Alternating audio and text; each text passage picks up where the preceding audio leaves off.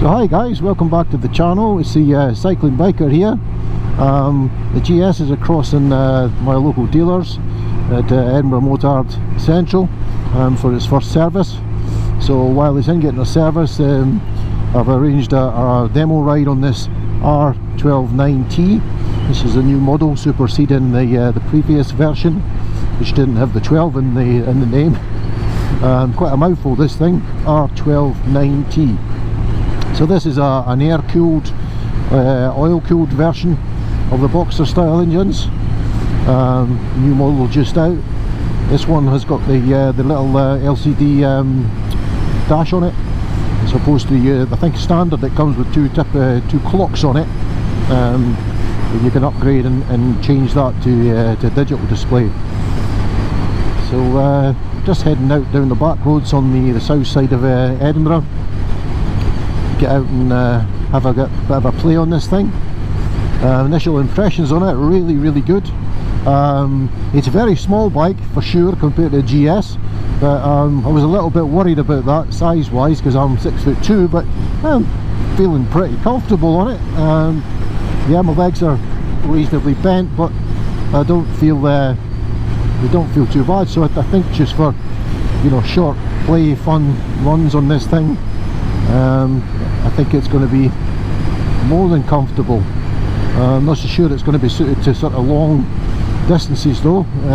You don't have any protection on this particular bike. I think you can spec them up with a headlight sort of fairing on them, which would give you a little bit more protection, which I think probably be something that I would consider doing if I was going to get one of these, because I'm feeling a lot of wind straight on my chest here. Not so bad on my head, but more on the chest. So quite broad across the shoulders, so I'm picking up a lot of the wind.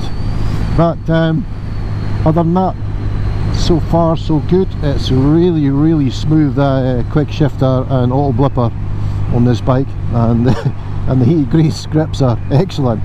They're set at heating 3 and they're already too hot, so let's pop them down to 2, maybe even down to 1.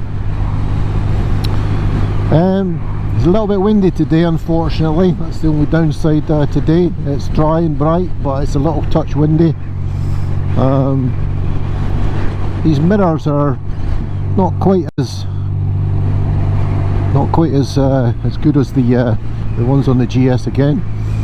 There's a little bit of vibration on this right hand side one. It's a little bit blurred. Left hand side one's fine. But initial impressions is, wow, this is a really lovely little bike. Gosh, it's really quite smooth. I mean, that's third gear, 30 miles per hour, and yeah, it's lovely. It's a lovely, torquey, revvy little bike. So some of you may be thinking, for somebody who's got a GS, why are you out riding one of these, and what's your thought process with that?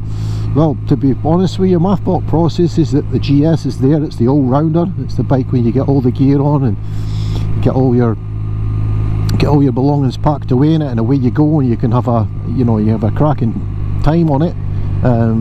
But if you just want to go out for a little play at night, you know, maybe have a nice evening at night, and you just want to pull on a leather jacket, pair of jeans, maybe even an open face helmet, and just get out for an hour on the back roads, then I think this is definitely one of these bikes that you can enjoy yourself doing that.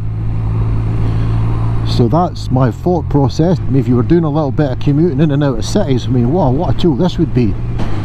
So as you could imagine, or as you would expect on these types of naked cruisers, you're definitely going to feel a lot more wind. You don't have any wind protection.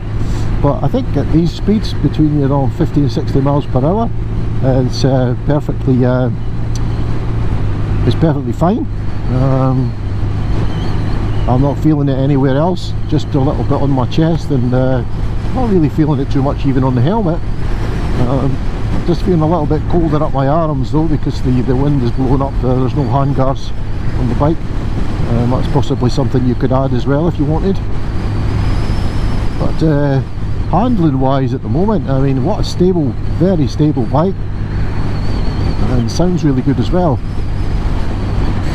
That's probably about your limitations for where you want to be going speed wise on this bike.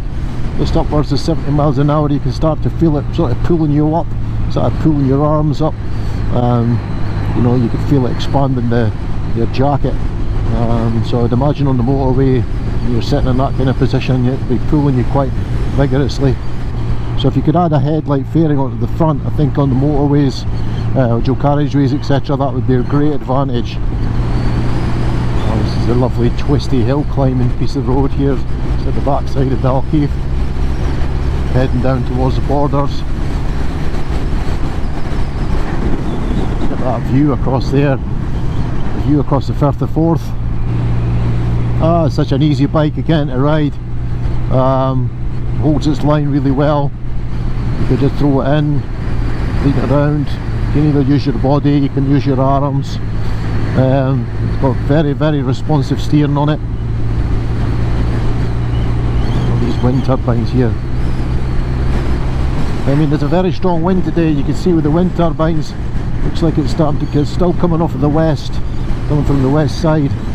And this bike feels really stable under the wind. The wind is not hampering the bike at all.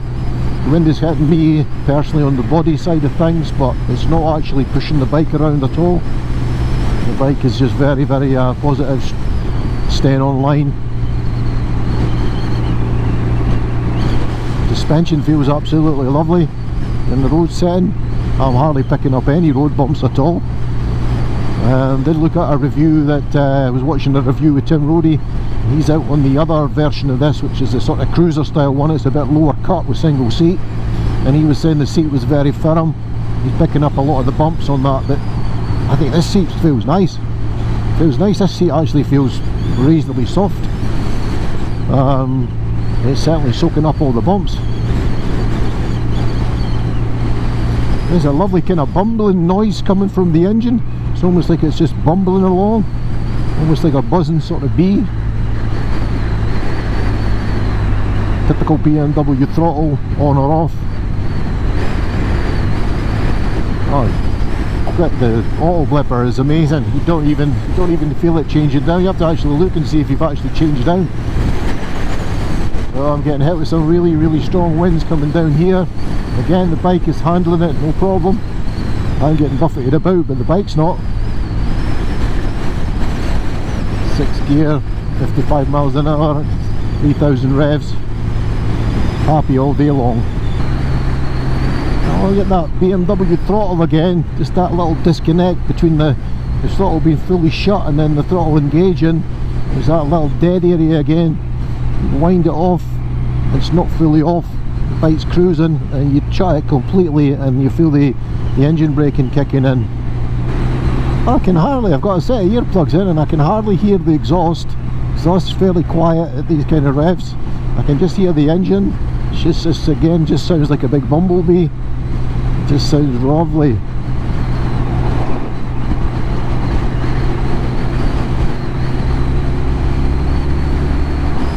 Yeah, you could hear the engine and the exhaust note picking up as you just accelerate it a bit further and bring the revs up. Yeah, well, a little bit twitchy on the throttle when you're shutting the throttle off as you're decelerating. Oh, yeah, this thing's got a bit of go about it. Very planted as well. Front wheels no lifting at all. Very planted. Feels quite solid on the road. Feels really stuck down in the geometry of this thing that are holding it down on the road. No, I didn't want to feel the front end getting light at all here. Still in road mode at the moment though, so that could change in the dynamic settings. Oh, my knee positioning on the tank is sitting nicely held in on the tank here, and you've got a little bit of protection on the front of the tank. A lovely cut out shape just to take your knees. And again, if you're a slightly smaller rider with shorter legs, they'll just fit in there just nicely. Mines are fitting in fine. No problems with the Boxer twin engine either. It looks like it's well out of the way, well away from my feet. Just back off a little bit. Let's change the mode. Really dynamic. So we're in dynamic mode now, and the display has changed a little bit. There's slightly different colours here coming up on the TFT. You've got your dynamic in orange, and you've got your red counter sitting on there. Let's change the colour again.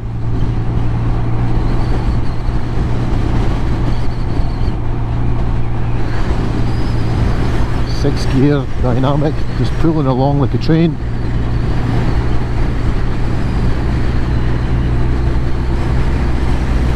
Oh, she's sweet through the bends here, absolutely sweet.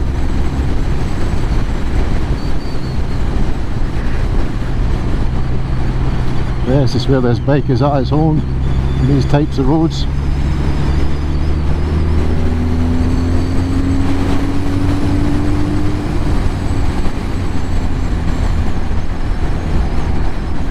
We're getting it dialed in now.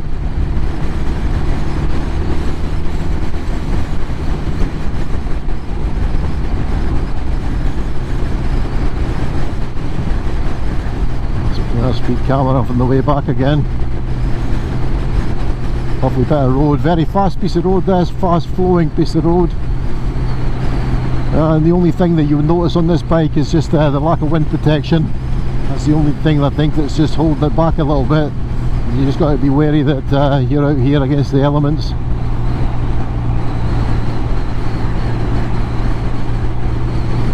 Very responsive on and off the throttle, 5th gear, just rolling it on, rolling it off. Bags of power there when you get corner, and lovely, just tip it in, wind it on, beautiful.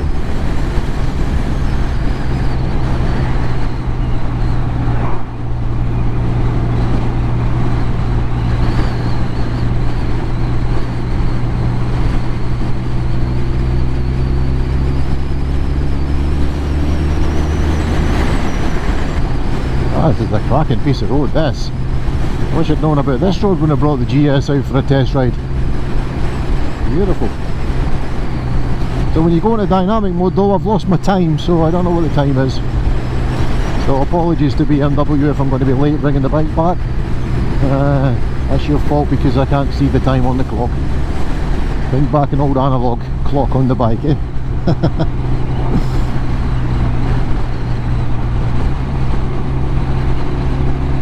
Oh, I think you get carried away with this bike with speed if you don't hold yourself back a little bit. It just wants to go. I mean, what is it with BMW's new models? They all just want to go. Look at these roads, wow! Oh, fun. I'm struggling here to keep this at the national speed limits. It's a fast flowing road. The bike is just eating it up. It's just loving it. Munching up the miles with ease.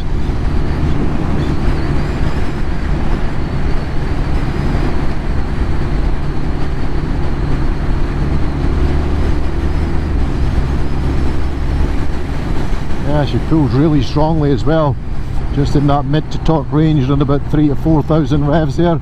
3,000 to 4,000 revs, and just use the quick shifter. It is pulling really strongly.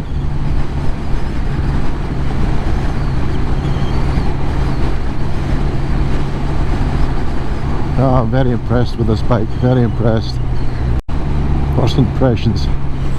Even across these roads in dynamic mode, it's quite bumpy here, but I can feel the bumps. I can feel it's firmer, but it's not.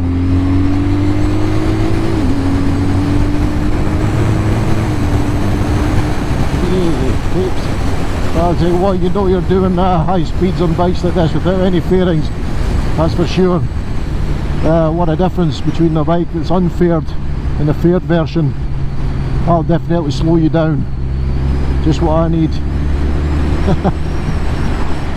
Let's head up to Duns.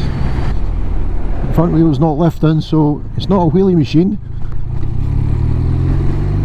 You can feel that big wide back tyre on it though, just as you're turning slowly.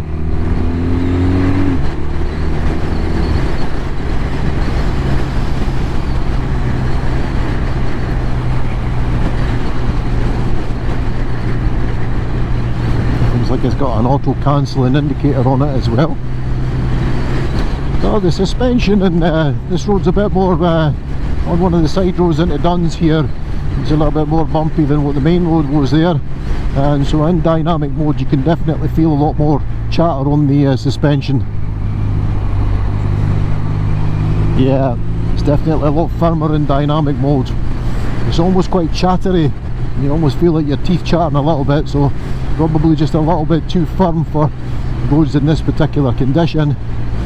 Then we'll try it in road mode, see if that makes a difference. It's a little bit kind of jittery, bouncy about, far too firm.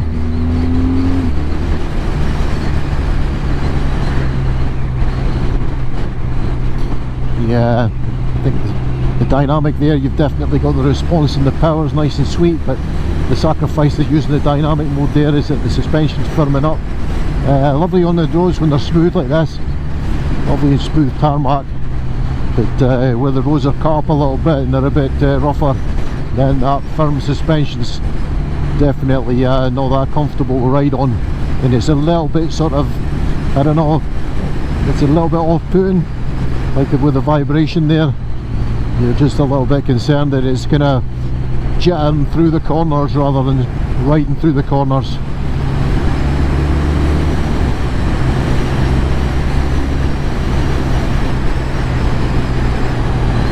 I think we'll get her back into road mode again, and we'll see what it's like on the rest of this surface, see if that makes a difference.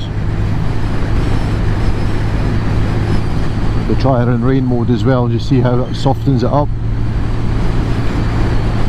Okay, it takes a little bit of time to set itself down again, get all the settings changed so that it's in there for each mode.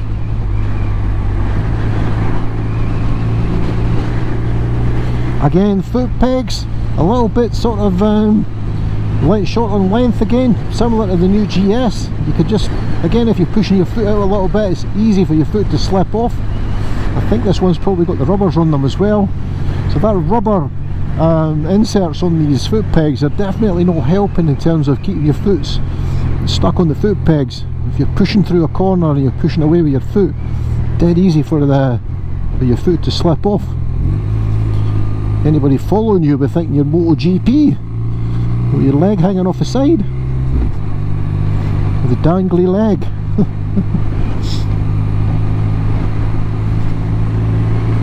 Okay, here we go with the Nationals again. Let's wind it up a bit. See how it feels in road mode this time. Well, it's definitely a lot softer in road mode. Even going across the rumble strips there. Look at that view.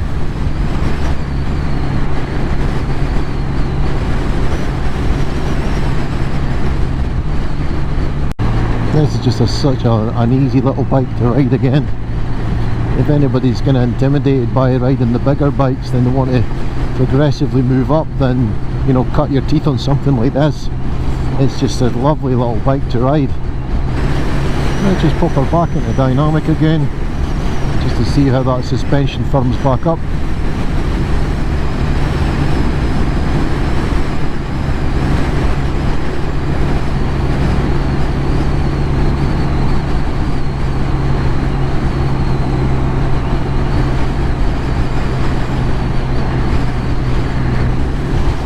Okay, let's have a little go in rain mode. Less power in rain mode, it's a lot smoother, not so much fun. Back into dynamic again. Yeah, you've got to wind the throttle off and back on.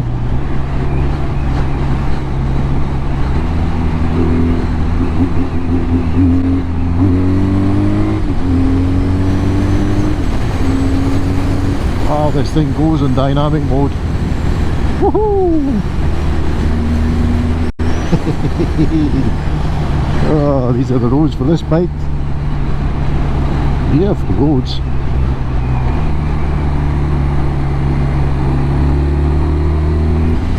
Well, I haven't ridden down here before that I can think of, and I just feel completely at home on this little bike on this type of road here. Yeah, it's very, very sort of rewarding, very positive geometry, very positive feedback from it. Such a, stays on track, stays on line. Yeah, this bike tracks and handles very, very well. Get a little bit of mess on the roads here, just take a bit of caution. Shouldn't be that far away from Duns now, I would think.